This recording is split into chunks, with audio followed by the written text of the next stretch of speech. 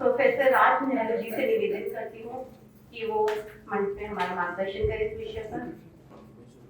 सबसे पहले तो आदरणीय प्रोफेसर बृजकिशोर पटियाला जी का बहुत बहुत धन्यवाद। हमेशा उनका मार्गदर्शन रहता है, चाहे सामाजिक विषय हो या चाहे शिक्षा के विषय हो, और उनकी प्रेरणा रहती है कि इस प्रकार के काम में हमेशा आगे रहें। और उस मार्गदर्शन के कारण से आज ये संभव हो पाया कि बचनत शोध संस्थान में हमें एक अवसर मिला कि मैं और डॉक्टर सीके गरियाली इस पुस्तक को लेके आप सबके समक्ष प्रस्तुत हों। इस मंच पर आसीन विभिन्न सज्जन तथा हमारे वाइस चांसलर साहब और बहुत सीनियर कार्यकर्ता भी हैं, और कश्मीर ऑल इंडिया कश्मीरी समाज से हमारी जो बहन रंजू जी हैं, और कश्मीर समाज से चंडीगढ़ पंचकुला से जो लोग आज यहाँ आए हैं, उनका भी बहुत बहुत धन्यवाद। और बाकी लोग जो इस सभागार में इस पुस्तक के विमोचन के लिए आए हैं। इस पुस्तक को लिखने के लिए, जैसे गरियाली जी ने कहा कि मैंने उनसे संपर्क किया था क्योंकि उन्होंने मेरे से एक फॉरवर्ड लिखवाया था।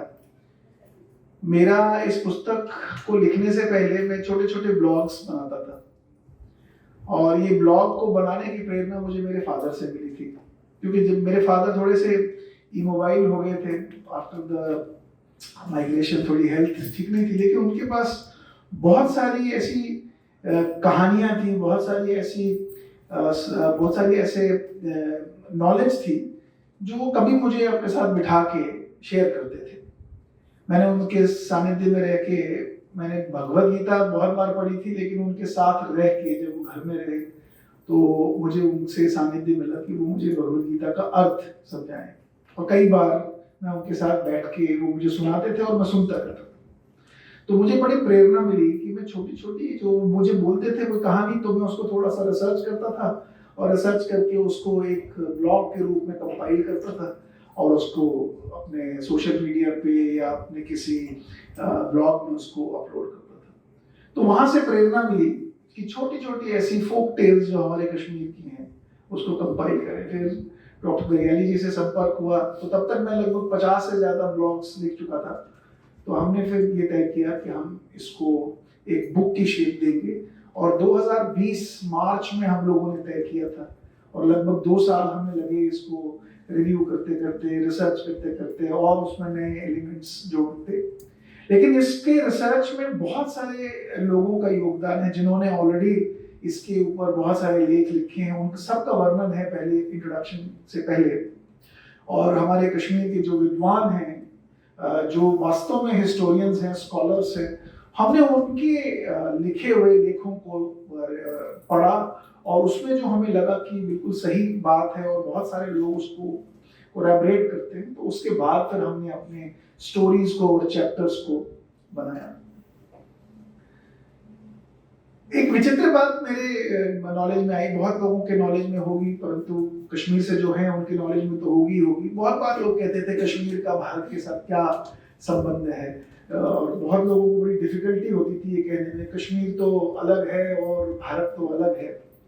तो नीलमत पुराण का जो ओपनिंग चैप्टर है वो आप सब लोगों ने पढ़ा होगा, बाकी लोगों के लिए जानकारी के लिए, हमारी जानकारी के लिए, मेरे लिए ये बड़ी नई घटना थी क्योंकि मैंने कभी ये पढ़ा नहीं था। मेरे फादर ने मुझे हिंट किया था कि इसको पढ़ो। तो नीलमत पुराण का जो ओपनिंग चैप्टर है, और उस चैप्टर का जो पहला सेंटेंस है, वो है राजा जन्मेजय और महर्षि वैशंपायन का संवाद, जहाँ राजा जन्मेजय महर्षि वैशंपायन से प्रश्न पूछते हैं कि महाभारत के युद्ध में कश्मीर के राजा ने भाग क्यों नहीं लिया, और यहाँ से नीलमत पुराण की शुरुआत होती है। तो मैं छोटे से स्टोरी में इसको बताऊंगा जो मैंने समझा कि कितना दूर और कितना डीप भारत और कश्मीर का अपना एक संबंध है। तो महर्षि वैशंपायन उसे कहते हैं कि कश्मीर का राजा जो था, राजा गुनंदा था, और वो बड़ा पावरफुल किंग था, और वो राजा जरासंध का बहुत बड़ा मित्र था।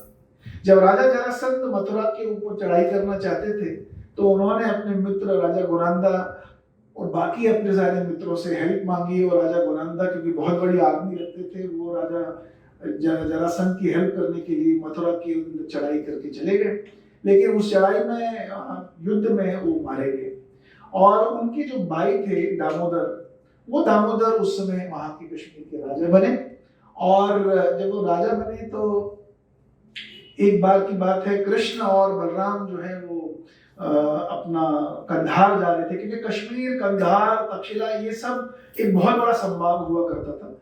और वहां जब जा रहे थे तो गुनंदा जो दामोदर थे, उन्हें पता लगा कि कृष्ण और बलराम वहां आ रहे हैं और वो अपना भाई की मृत्यु का बदला लेना चाहते थे। और इस प्रकार से उन्होंने कृष्ण और बलराम को चैलेंज किया, और उसमें दामोदर जो राजा थे वो मारे गए। और जब वो मारे गए तो बाहर बहुत सारे लोगों ने भगवान कृष्ण से ये कहा कि अब कश्मीर के अंदर राजा तो है नहीं, तो इसलिए हमें कश्मीर के अंदर अपना राज्य स्थापित करना चाहिए। तो इस पर भगवान कृष्ण उन्हें कहते हैं कि Kashmir is the land of Sati, और इस स्थान के ऊपर किसी और का अस्तित्व या वो अपना राज्य हो नहीं सकता। और वो कश्मीर आते हैं, और कश्मीर में उस समय जो दामोदर की पत्नी होती है, उनका नाम यशोमती होता है, और she was coronated as the queen. But Yashomati उस समय प्रेग्नेंट होती है एज पर द स्टोरी। और जिस समय महाभारत का युद्ध होता है, उनका जो बेटा होता है वो बहुत छोटा होता है, और छोटे बच्चों को उस समय युद्ध के अनुसार, नियमों के अनुसार, बच्चों बालक जो उस समय अगर होते थे राजा, उन्हें युद्ध में जाने की अनुमति नहीं होती थी। तो इसलिए कश्मीर की रानी ने तय किया कि वो महाभारत के युद्ध में भाग नहीं लेंगे। तो ये बड़ी छोटी कहानी है, लेकिन बड़ी डीप रिलेशनशिप बताती है कि उस समय भारत, और जिसको हम आज भारत कहते हैं और जिसको हम कश्मीर समझते हैं, कश्मीर और भारत कितना पुराना आपस का एक रिलेशनशिप है। और इसी प्रकार से जब हम विभिन्न प्रकार की छोटी छोटी चीजों को देखते हैं, चाहे वो हमारे कर्म कांड है, चाहे बड़ी छोटी छोटी चीजें हैं। मैं टाइटल पढ़ रहा था कि हमें भारत की संस्कृति कश्मीर के अंदर छोटी छोटी चीजों में कहाँ कहाँ दिखती है। तो मैं देखता था कि छोटी छोटी चीजें जो हम दैनंदिन जीवन में करते हैं, आप देखिए हमारे यहाँ बड़ा छोटा सा थॉट है, हल्दी का कैसे इस्तेमाल करते हैं, दातुन कैसे हम करते थे, और हमारे यहाँ दीपक जलाने की क्या क्रिया है, घर में कपूर जलाने का क्या कारण था। तो आप ये छोटी छोटी घटनाएं देखेंगे तो ये भारत के सभी राज्यों में आपको देखने को मिलेंगी। तो इस प्रकार से कहीं ना कहीं ये दिखता है कि जो छोटी छोटी हमारे यहाँ जो प्रैक्टिसेस रही हैं, ये एक लार्जर पार्ट का एक बहुत बड़ा हिस्सा थी। इसी प्रकार से जब हम रिसर्च कर रहे थे तो हमें और नई नई चीजें पता लगी। जैसे आज एक बहुत बड़ा डिबेट चल रहा है कि जो कवि कालिदास थे, उनका जो संबंध है, उनका जो कनेक्शन है वो कश्मीर के साथ है। क्योंकि बहुत सारे ऑथर्स को मैंने पढ़ा जब हम रिसर्च कर रहे थे, उनमें उन्होंने लिखा है कि जो शैली कवि कालिदास इस्तेमाल करते हैं, जब तक कोई कश्मीर में रहा नहीं होगा तो ये लिख पाना या ये कहना बड़ा मुश्किल है। और इसी प्रकार से मुझे ध्यान आया, हमारे यहाँ कश्मीर के अंदर एक बहुत ही प्रसिद्ध पोएट रहे हैं, और जिसका नाम बिल्हन था। लेकिन बिल्हन की कहानी बड़ी विचित्र थी। बड़े आनंद आया उस कहानी को पढ़ते हुए कि बिल्हन जो है वो कश्मीर से निकलकर भारतवर्ष का भ्रमण करने के लिए निकलते हैं, और भ्रमण करते करते वो किसी साउथ वेस्ट के राजा के यहाँ पहुंचते हैं। वहां उनका प्रेम जो है वो राजा की पुत्री के साथ हो जाता है। ये बात जब राजा को पता लगती है तो वो बिल्हन को जेल में डाल देते हैं। और बिल्हन जब जेल में होता है तो वो एक बहुत सुंदर काव्य लिखता है, और वो पोएट्री जो है राजा को पता लगती है, और जब वो पोएट्री देखते हैं तो बड़े प्रभावित होते हैं कि ऐसी पोएट्री लिखने वाला। और उस पोएट्री का जो नाम है वो है, उसको इंग्लिश में बहुत लोगों ने ट्रांसलेट किया है, उस हिंदी में उसका नाम था चौर पंचाशिका, और उसको इंग्लिश में लिखा गया कि 50 वर्सेस ऑफ लव थीफ। वो बड़ी प्रसिद्ध हो गई, और राजा ने जब वो पोएट्री सुनी, पढ़ी, तो बड़े प्रभावित हुए और उन्हें छोड़ दिया गया। उनकी शादी उससे हुई, ये वर्णन नहीं है, लेकिन वो वहां से आते आते फिर महाराजा विक्रमादित्य के दरबार में पहुंचते हैं, और वहां जाके विक्रमादित्य का एक चरित्र, विक्रमाचरित्र, वो लिखते हैं, जिसके आधार पर आज जो हम वो जो कहानी अभी आप बता रहे थे जब हम अंदर थे, वेदाल पच्चीसी, वो वेदाल पच्चीसी का भी एक जो कनेक्शन है उस विक्रमादित्य चरित्र के साथ है।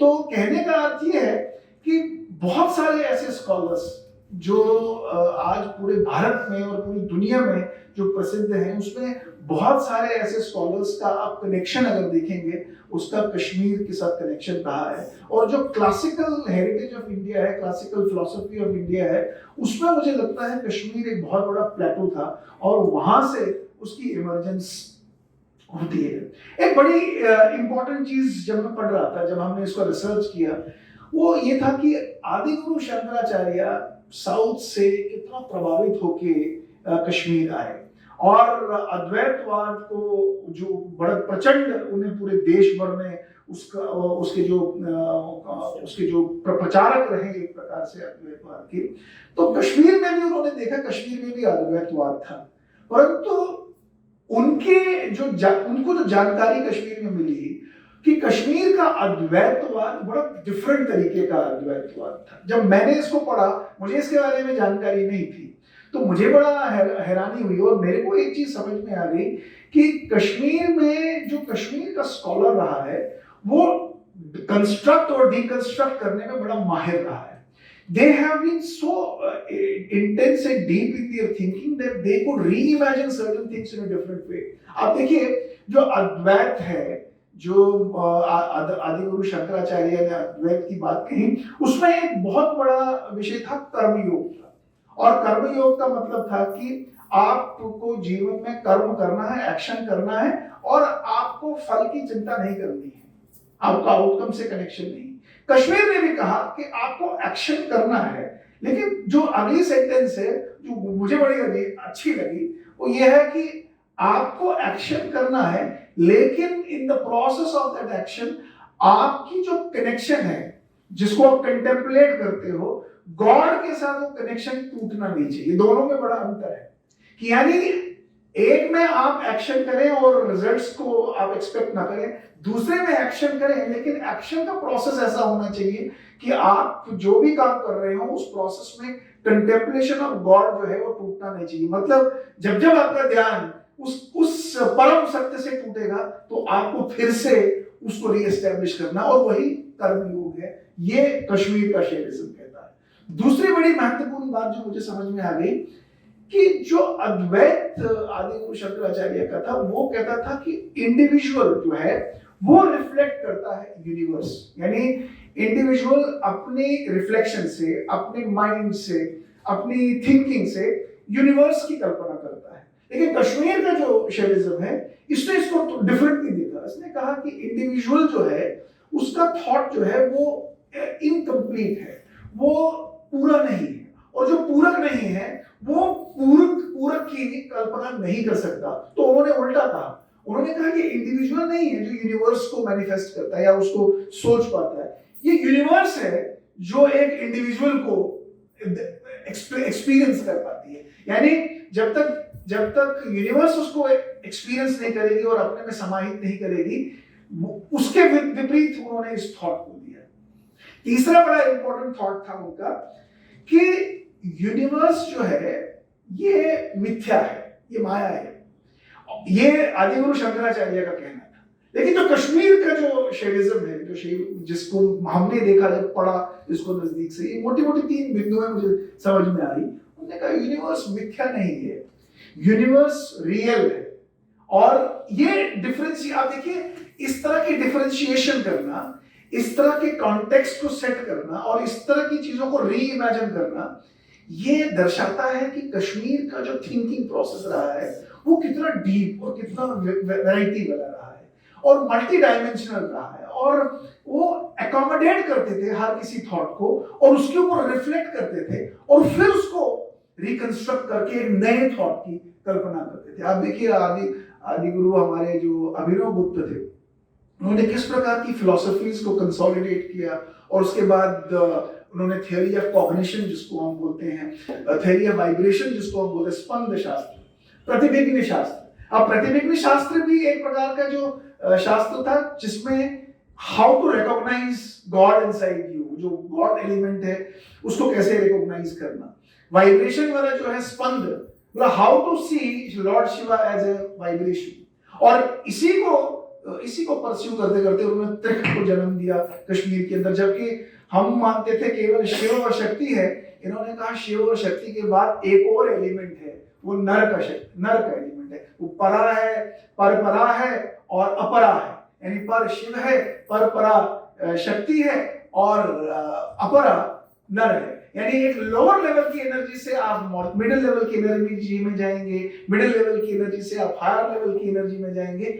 तो इस प्रकार के थॉट प्रोसेस को कश्मीर में जो स्कॉलर्स ने दिया, ये बड़ा ही विचित्र है। और उसको मैंने देखा कि दुनिया जहां से स्कॉलर्स इसको पढ़ने के लिए, स्टडी करने के लिए, समझने के लिए कश्मीर क्यों आते हैं, क्योंकि उन्हें लगता है कि इस फिलॉसफी को किस प्रकार से कश्मीर के स्कॉलर्स ने सामने रखा है, जो रिफ्लेक्शन और जो थॉट और जो आइडिएशन और जो रिकंस्ट्रक्शन ऑफ थॉट कश्मीर के स्कॉलर्स कर पाते थे, वो बड़ा डिफरेंट था। अनफॉर्चुनेटली हमारे देश में जो रेडिकलाइजेशन हुई 13वीं शताब्दी के बाद, we had the invaders coming in, they did not let that thought to progress further. वो उसके बावजूद भी एक नया डायरेक्शन थॉट को मिला, वी हैड डलेश्वरी कमिंग इन, और उसने किस प्रकार से फिर उसको समाज के सामने प्रस्तुत किया। और उसके बाद भारत के अंदर जो शिक्षा व्यवस्था अंग्रेजों ने जिस प्रकार का एक मैकले डॉक्ट्राइन भारत में चला, तो उसके कारण से एक progressive, so called progressive mindset Bharat में इमर्ज होने लगा। और उनका जो एक इम्पैक्ट ये पड़ा सोसाइटी के ऊपर, कि जो ये हमारी सिविलाइजेशनल स्ट्रेंथ्स नहीं है, चाहे कलेक्टिवली अगर हम पूरे देश भर में देखें, साउथ में आपको एक प्रकार का थॉट प्रोसेस मिलेगा, नॉर्थ ईस्ट में आपको एक प्रकार का थॉट प्रोसेस मिलेगा, वेस्ट में एक प्रकार का थॉट प्रोसेस मिलेगा। जो ये हमारी सिविलाइजेशनल स्ट्रेंथ्स थी, इनको परस्यू नहीं करने देना, इनके प्रति जो है बहुत कम भाव रखना और एक नए नैरेटिव को सेट करना। तो इस पुस्तक में हमारा जो एक एफर्ट था वो ये था कि जो छोटी छोटी हमारे यहाँ कहानियां, जिन कहानियों के पीछे बड़े सारे मीनिंग्स थे, चाहे वो हम अपने शिवरात्रि के रूप में करते थे, चाहे वो अपने खिचमावस के रूप में, खिचड़ी अमावस्या जिसको हम बोलते हैं, वो उसके रूप में करते थे, या छोटे छोटे जो हमारे त्योहार थे, उनमें जो हमारी संस्कृति हमें मिलती थी। मुझे लगा और डॉक्टर साहब को लगा कि हमें उसको एक कहानी के रूप में समाज के सामने, अपने यंगस्टर्स के सामने उसको प्रस्तुत करना चाहिए। और उसी को हमने एक कोलेशन करके हमने इसको एक बुक के फॉर्म में लिया, और आज आपके सामने इसकी हम एक छोटी सी प्रस्तुति कर पाए। धन्यवाद। सबसे पहले तो मैं बहुत आभारी हूँ प्रोफेसर कुटियाला जी का, कि जिन्होंने मुझे मौका दिया यहाँ पर आने का और कुछ सीखने का। और इसके साथ ही मैं बहुत बहुत बधाई देता हूँ प्रोफेसर राज नेहरू जी को और डॉक्टर गरेली जी को, कि उन्होंने एक बहुत बड़ा काम करा। क्योंकि जब हम बात करते हैं, हमारे जो पूर्वज हैं, हमारे जो गुरु हैं, शायद हम उनका मार्ग भूल गए हैं। छोटी छोटी कहानियां हैं जिसे इन्होंने फोकलोर के तौर पर करा, कश्मीरी के तौर पर। मैं समझता हूं कि मैं सुन रहा था और मुझे ऐसा लगा कि जितने भी कश्मीर के जो फोकलोर हैं, उनका जो टच है वो स्पिरिचुअलिटी के साथ है, इनका संबंध जो है स्पिरिचुअलिटी के साथ है। और ये बात हम लोग जब पढ़ते थे, तब हिस्ट्री पढ़ते, थोड़ा बहुत पढ़ते थे, तब पता लगता था कि हाईएस्ट लर्निंग सेंटर जो है पूरे विश्व में संस्कृत का और लेटर पर्शियन का, वो कश्मीर ही था। जो अभी बात चली थी, किसी ने पूछा, बहुत अच्छी बात करी थी कि पंडित क्यों कहा जाता है, तो मुझे लगता है कि पंडित उनकी जो लर्नर कैपेसिटी है उसको देकर शायद कहा जाता है। क्योंकि मैं एक बात, क्योंकि मुझे ज्यादा तो समय नहीं है, आज मुझे बहुत सी बातें पता लगी, मैं 2-3 इंस्टांसेस बताता हूं जो फोकलोर में हमारे जो सिख धर्म के साथ संबंधित है। एक ही मंदिर है जिसे सन टेम्पल कश्मीर में एक ही है, वो मार्तन टेम्पल कहते हैं। मार्तन मार्तन टेम्पल जो है वो मटन के पास है, मटन में है। और गुरु नानक साहब जी जब अपनी तीसरी उदासी करते यात्रा करते करते वहां पहुंचे तो वहां पर एक पंडित थे ब्रह्मदास जी। और ब्रह्मदास जी वो सारस्वत ब्राह्मण थे, और जो सारस्वत ब्राह्मण थे उनको बहुत ज्ञान था। देखो खास बात सीखने वाली ये है कि एक होता है समझदार आदमी, ज्ञानी आदमी, ब्राह्मण आदमी, वो अपनी बात को करता है, फिर वो कहता है मेरी बात ही ठीक है। लेकिन उनका देखो लेवल क्या था, वो उनका सिस्टम ये था कि तब जो ग्रंथ थे उनके बेसिस पर वैल्यूशन होते थे। उनके जब ट्रांसपोर्टेशन का साधन ये था, जो भी घोड़ा या व्हाटएवर इट इज, जो गधा, उस पर डाल लाद कर वो चर्चा करते थे। जब चर्चा में दूसरे को कन्विंस कर देते थे, एक लर्निंग, देखो कितना एपिटोम की बात होगी, हाँ, वो जब करते थे तो फिर वो सरेंडर कर देते थे, दूसरा बंदा सरेंडर कर देता था, लड़ाई झगड़ा नहीं है, सरेंडर करते थे अपने खिलाफ। अब गुरु नानक साहब की जब उन चर्चा हुई तो वो, उनके पास बहुत कला भी थी, अपने जो ब्रह्मदास जी साहब थे, तो गुरु नानक देव जी ने आशा की बारे में बात करी। उन्होंने वो कहते पढ़ पढ़ गड्डी लदिए, पढ़ पढ़ पढ़िए मास, पढ़िए जेते आरजा, पढ़िए जेते सास, नानक लेखे एक गल होर होमे चखना चाक। ये बात उनको इतनी अपील करी ब्रह्मदास जी को कि ब्रह्मदास जी गुरु नानक साहब के शिष्य बन गए। और इंटरेस्टिंग बात यह है, ये ब्रह्मदास कौन है? देखो जब हिस्ट्री पढ़ा था, इफ्तिकार खां को ये लगा, वो वहां था जो गवर्नर था, उसको लगा कि अगर हम इन जो बुद्धिमान व्यक्ति हैं, लर्नड पर्सनैलिटीज हैं, कश्मीरी पंडित हैं, अगर हम उनको कन्वर्ट कर लेते हैं इस्लाम में तो शायद दुनिया सारी उनको फॉलो करते थे, बहुत लर्नड थे। तो ब्रह्मदास जी का बेटा अड़ू सिंह हुआ था, अड़ू सिंह का बेटा कृपा दत्त। तो कृपा दत्त को जब प्रेशर डाला गया तो जो गुरु तेग बहादुर की कहानी सबको हमें पता है, इन्होंने किताब भी वर्णन करा है, एक पुस्तक मेरी भी है, मैंने भी उसमें थोड़ा सा वर्णन करा है। तो गुरु तेग बहादुर जी के पास जब कृपा दत्त पंडित आते हैं, तो मैं यहाँ पर रेफरेंस का मेरा मतलब ये है कि गुरु नानक जब जैसे अभी शुरुआत करी थी, तो बहन जी ने बात करी थी कि जो पंचनाथ शो जब शुरू हुआ था 1994 में, तो उन्होंने बात समान से शुरू की, सवाल से यानी डिस्कशन से, डायलॉग से।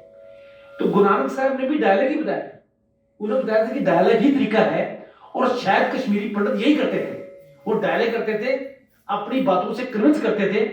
और मुझे कभी कभी लगता है कि जब मैं हिस्ट्री देखता हूं तो 5000 पुरानी हिस्ट्री आपने बात करी, मैं थोड़ी सी बात, अभी इतना टाइम नहीं मेरे पास है, तो जब अपने बात कर रहे थे उसके बारे में, जन्मेजय राजे के बारे में, एक बहुत बड़ी कहानी और उसके साथ लिंक जो है ज्योतिष शास्त्र के साथ है, तो मैं अभी यहाँ बात नहीं कर रहा। तो ये भी कश्मीर के साथ लिंक्ड है कि उन्होंने कैसे फोरकास्टिंग करी थी, महाभारत पर क्या उन्होंने करा, कि उन्होंने कहा कि भीम की जब बात आई, तो एनी वो डिटेल में नहीं कहूंगा।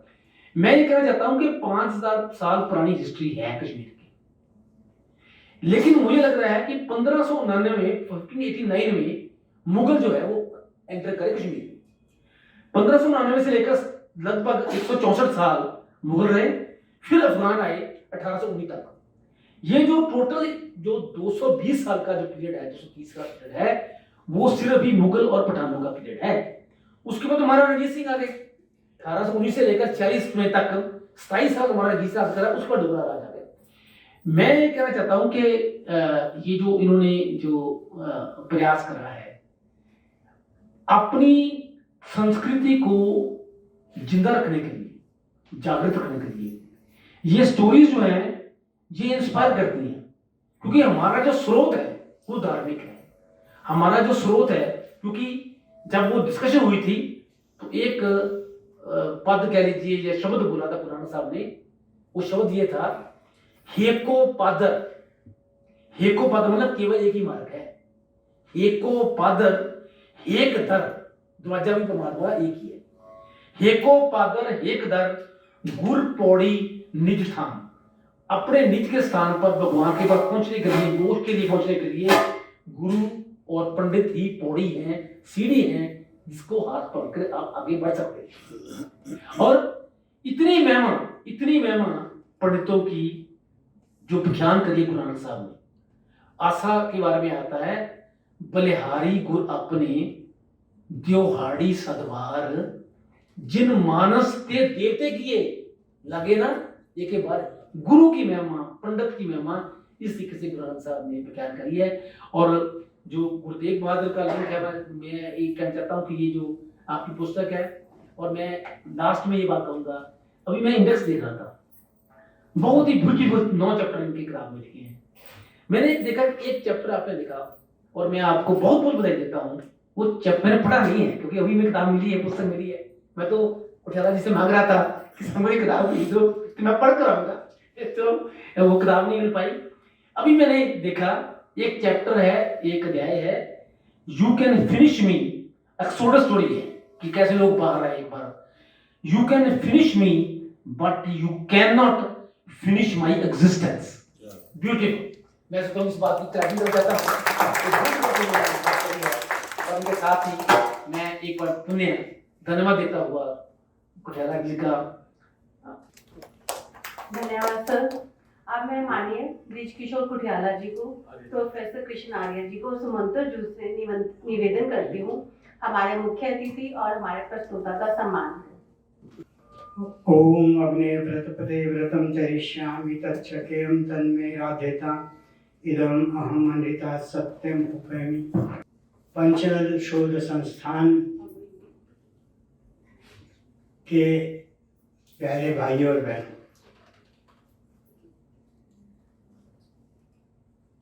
ना तो मैंने ये पुस्तक पढ़ी,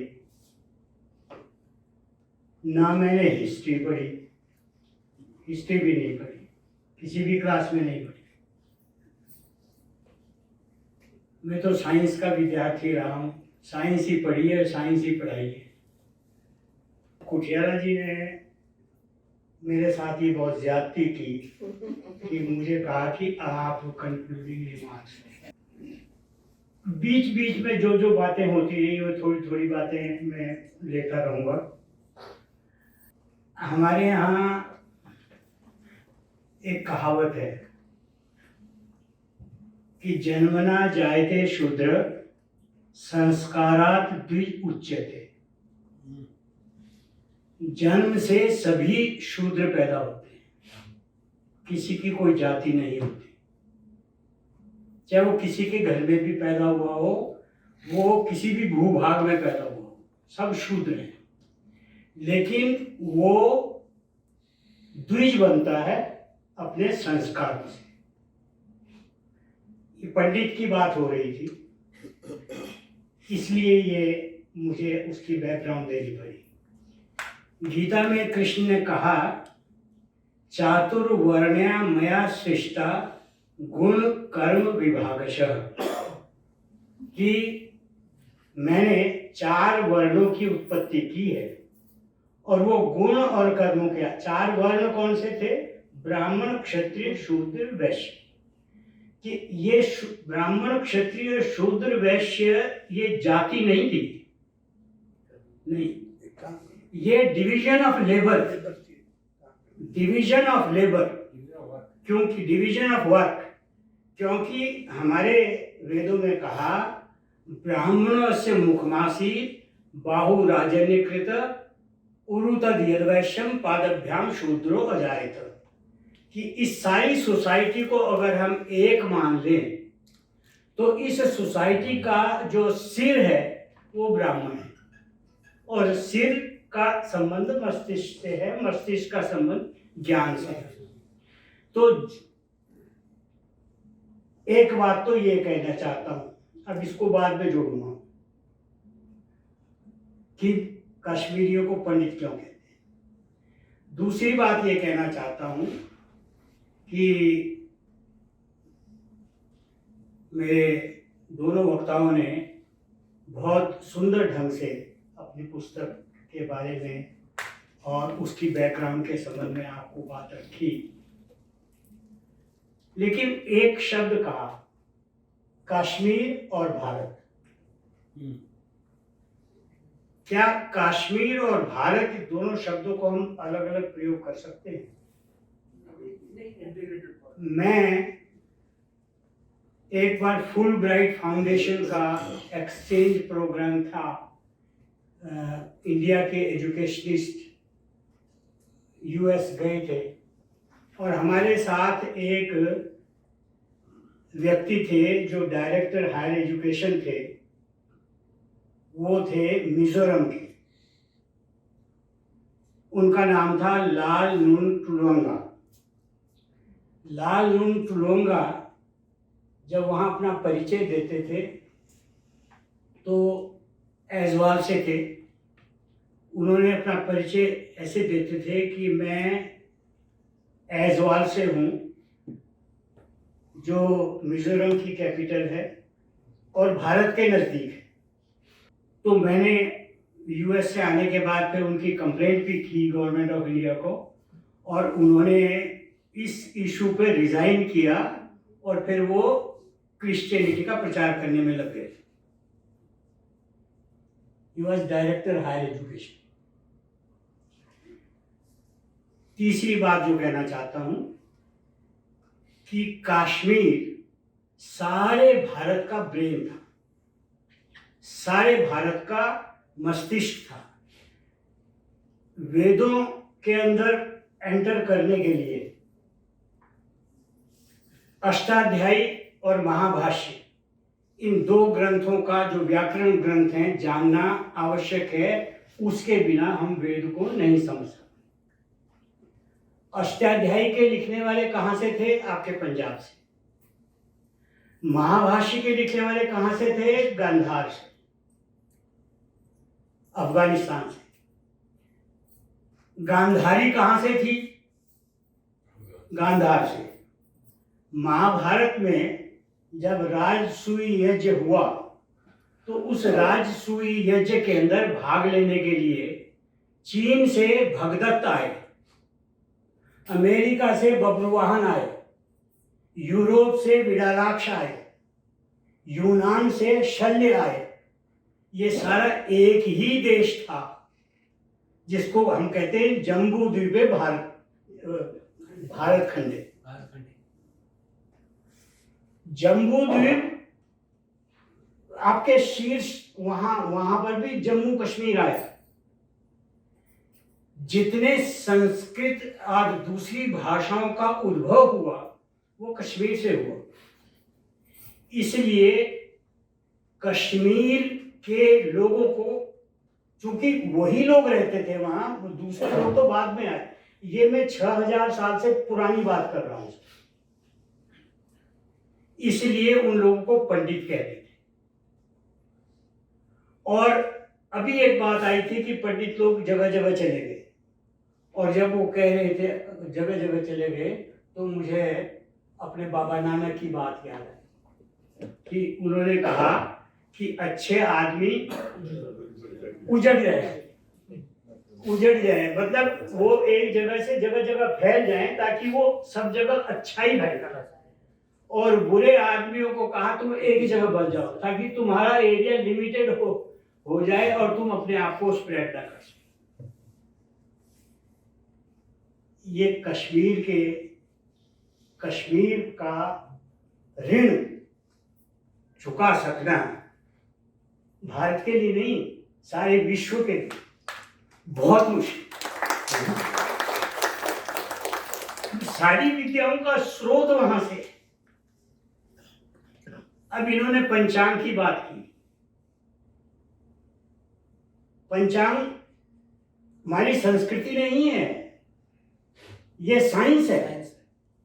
100% एस्ट्रोनॉमी है, 100% एस्ट्रोनॉमी आज की साइंस। लेकिन हमारे जो पंडित थे,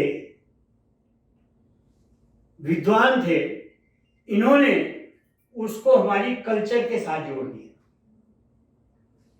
ये कथाएं लिखी, राजा के बच्चे मूर्ख निकले मूर्ख निकले तो उनको कैसे विद्वान बनाएं, तो इसका काम विष्णु शर्मा को सौंपा गया। और विष्णु शर्मा ने पंचतंत्र के माध्यम से छोटी छोटी कथाएं सुना करके उनको विद्वान बना दिए। तो विद्वान बनाया क्या, उनको कल्चर दी, उनको संस्कृति दी। देखो मोहनजोदाड़ो में खुदाई निकली, वहां से कुछ बिल्डिंगें निकली, ये संस्कृति नहीं है। ये आपने कहा, अब कहती भी आप यही है कि सिविलाइजेशन है, तो वो हमारी सभ्यता थी। सभ्यता और संस्कृति बिल्कुल अलग अलग।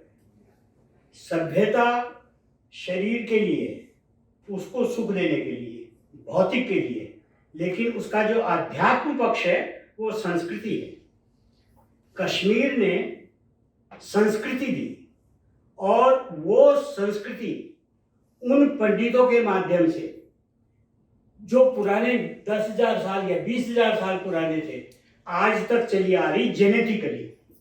इसीलिए कश्मीर का जो पंडित है वो चाहे आप कहीं भी हो, किसी भी सर्विस में हो, वो विद्वता के हिसाब से अद्वितीय है, उसका कोई पैरेलल नहीं। किसी भाषा को वो पढ़ रहा हो वो अनपैरेलल है, क्योंकि ये जेनेटिक, उसके जीन्स के अंदर ये चली आ रही है। ये ठीक है उसने वेद नहीं पढ़े आज के पंडित, ये ठीक है कि उसने शायद उपनिषद भी ना पढ़े हो, लेकिन जीन तो आ रहे। वो जीन हमें आज भी विद्यमान है। इन्होंने एक बात कही थी, परा और अपरा विद्या की। यजुर्वेद में आया, अविद्यायाम च विद्यायाम यस्सद्वेदो उभयं स्व, अविद्या मृत्यु तीर्था विद्या अमृत मश्नुते। दोनों प्रकार की विद्याएं, परा विद्या और अपरा विद्या, आध्यात्मिक विद्या और भौतिक विद्या, श्रेय विद्या और प्रेय विद्या, हमें सुख देने, हमारे शरीर को सुख देने वाली विद्या, और हमारे मन को शांति देने वाली, और हमारी आत्मा को आनंद देने वाली जो विद्या है, इन दोनों परा और अपरा का जानना आवश्यक है। और वो पंडितों के माध्यम से हमें मिलती रही है और आगे भी मिलती रहेगी, चाहे कथाओं के माध्यम से। ये वहाँ महिलाओं का सम्मान करते उत्सव के रूप में मना करके, ये कहाँ से आया? मैं फिर पंडितों की बात कर रहा हूँ।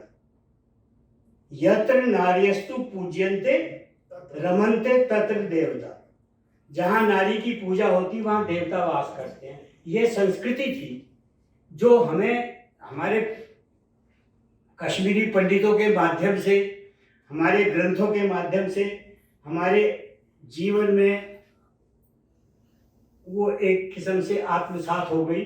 और हमारा जितने हमारे त्योहार हैं, जितने हमारे पर्व हैं, जितने हमारी रिचुअल्स हैं, वो सारे त्योहार और रिचुअल्स जो हैं वो कोई ना कोई संदेश लेके आते हैं। और इसी प्रकार से जितनी कथाएं हैं वो कोई ना कोई संदेश लेके आती हैं। और इनका प्रयास स्तुत्य है, श्लाघ्य है। इन दोनों ऑथर्स को बहुत बहुत बधाई।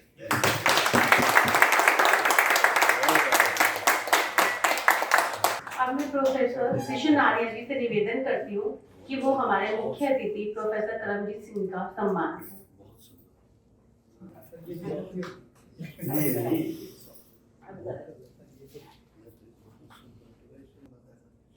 और हम बहुत पुराने साथी हैं।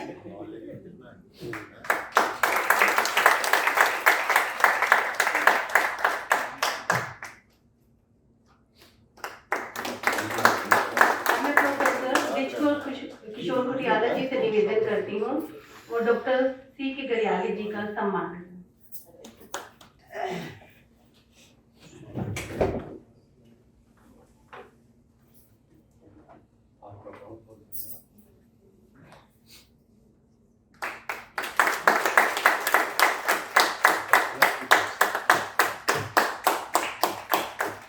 अब मैं सुमंतो जी से निवेदन करती हूँ वो प्रोफेसर राज नेहरू जी का सम्मान करें।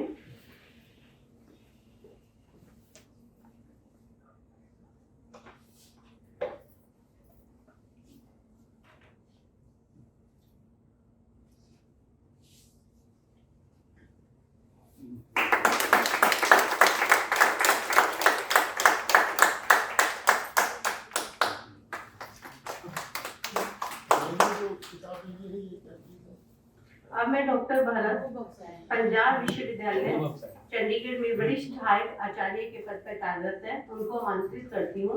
वो हमारे मुख्य वक्ता और हमारे मुख्य अतिथि अभी सभी प्रभुजनों का भाग लेते हैं।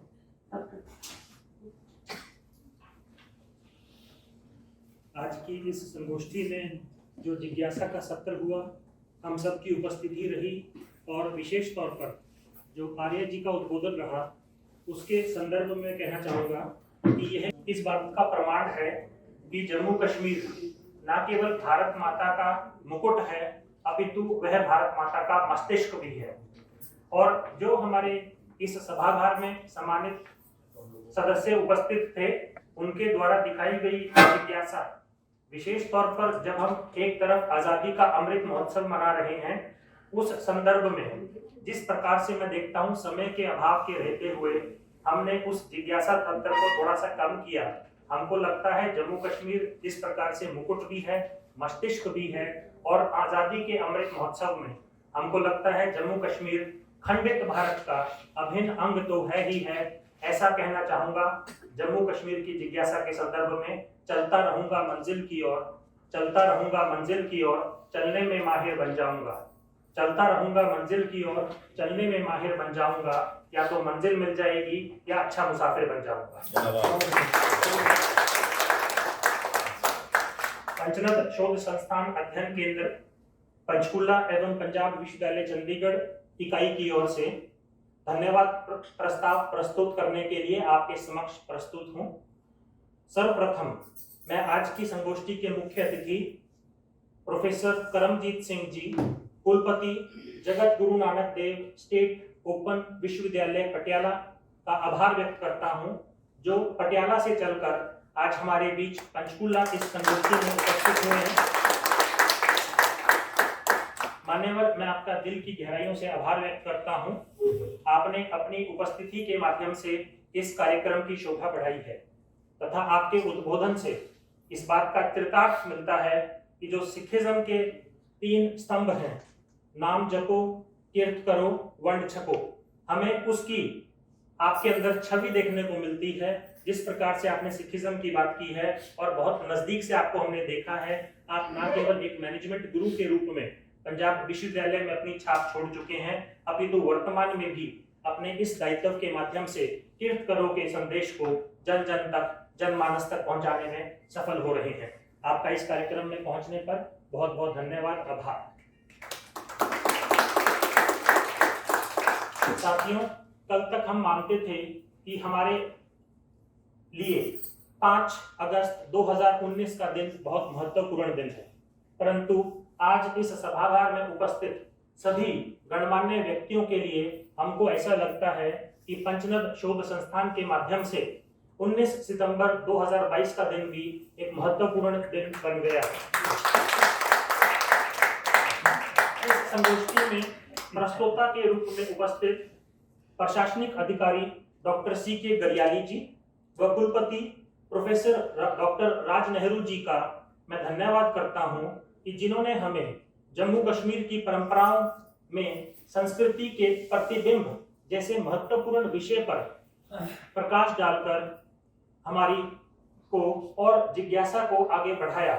जिस प्रकार से हम जानते हैं कि हमारे देश की पहचान हमारी संस्कृति, हमारे संस्कार, हमारी सभ्यता से है, और अगर हम अपने देश को पुनः जगत गुरु, विश्व गुरु, सोने की चिड़िया कहलाई जाने वाला देश बनाना चाहते हैं, तो हम जम्मू कश्मीर को खंडित भारत का अभिन्न अंग मानते हैं। खंडित इसलिए कहूंगा, जिस प्रकार से आर्य जी ने बताया था कि भारत खंडे जम्बू द्वीप, तो एक भारत तो तब होगा 75 वर्ष मना रहे हैं जब हम सबको अपने अंदर पुनः सम्मिलित कर देंगे। यह पंचनद शोध संस्थान के लिए गर्व की बात है कि आज हमारे प्रस्तोता द्वारा संयुक्त रूप से लिखी गई पुस्तक कथा सती सागर फोकलोर ऑफ जम्मू कश्मीर का विमोचन इस सभागार में हुआ। हमारे दोनों प्रस्तोता इसके लिए बधाई के पात्र हैं और हम उनका पंचनद शोध संस्थान की ओर से आभार व्यक्त करते हैं, कोटि कोटि वंदन करते हैं कि उन्होंने हमारे माध्यम से अपनी पुस्तक के विमोचन का कार्यक्रम बनाया। पंचनद के स्तंभ के रूप में हम सबके लिए पिता तुल्य प्रोफेसर डॉक्टर कृष्ण आर्य जी का भी धन्यवाद करना चाहूँगा, क्योंकि यह मेरा सौभाग्य है कि मान्यवर आपकी उपस्थिति हमारे लिए हमेशा ही आशीर्वाद के रूप में रहती है। आपने जिस प्रकार से बारीकी से कश्मीर के बारे में, पंडितों के बारे में और महिलाओं के बारे में प्रकाश डाला है, वह हम सब के लिए एक ज्ञान की गंगा से कम नहीं है। पंचनद शोध संस्थान के अध्यक्ष, हरियाणा राज्य उच्च शिक्षा परिषद आयोग के अध्यक्ष एवं आज के कार्यक्रम की अध्यक्षता कर रहे मीडिया गुरु प्रोफेसर डॉक्टर ब्रिज किशोर कुठियाला जी का सानिध्य हमारे लिए न केवल ऊर्जा का स्रोत है, अपितु वह एक प्रेरणा स्रोत भी है। मान्यवर, जिस प्रकार से ऐसा कहा जाता है कि प्रेम प्यार का पहला, इश्क का दूसरा, मोहब्बत का तीसरा शब्द अधूरा है, हमको लगता है हम सब आपके बिना, पंचनद शोध संस्थान आपके बिना अधूरा है।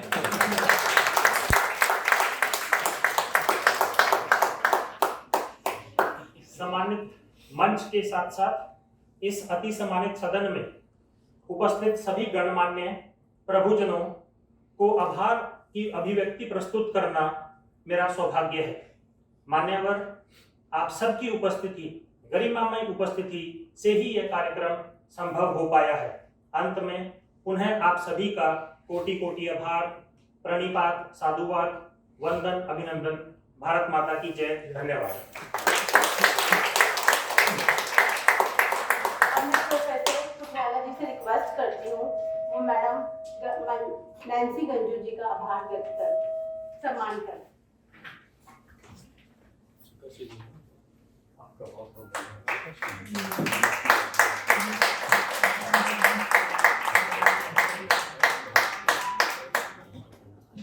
अब हमारे यहाँ संगोष्ठी में एक हमारे कश्मीरी निवासी है, उन्होंने रिक्वेस्ट की है, वो हमारे दोनों प्रस्तोता को टोकन ऑफ लव प्रेजेंट करना चाहते हैं। पंकज जी। पंकज हमारे आर्टिस्ट है, बहुत अच्छे आर्टिस्ट है, तो आज खुद अपनी बनाई हुई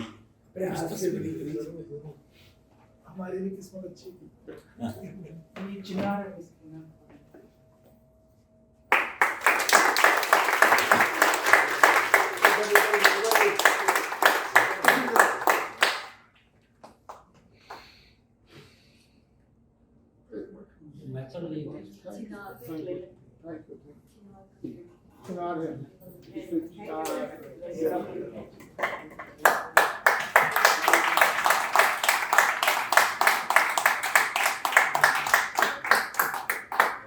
I want to say a word about Pankaj. He's a very good upcoming artist and Very he's good. connected with us.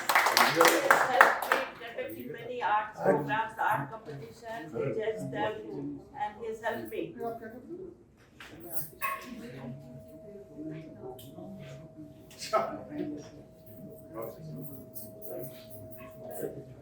आज की हमारी संगोष्ठी का समापन राष्ट्रगान से हुआ। आप सभी से निवेदन है कि आप अपने स्थान पर खड़े हो जाएं।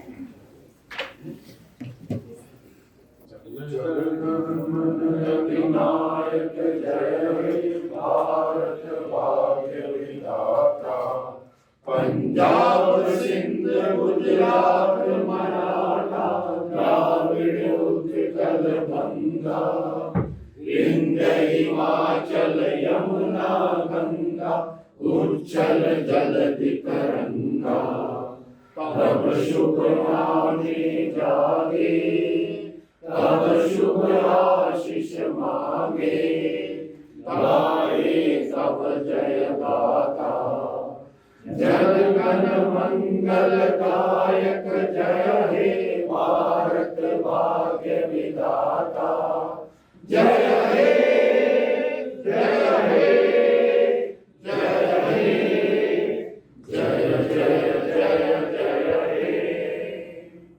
भारत माता की जय।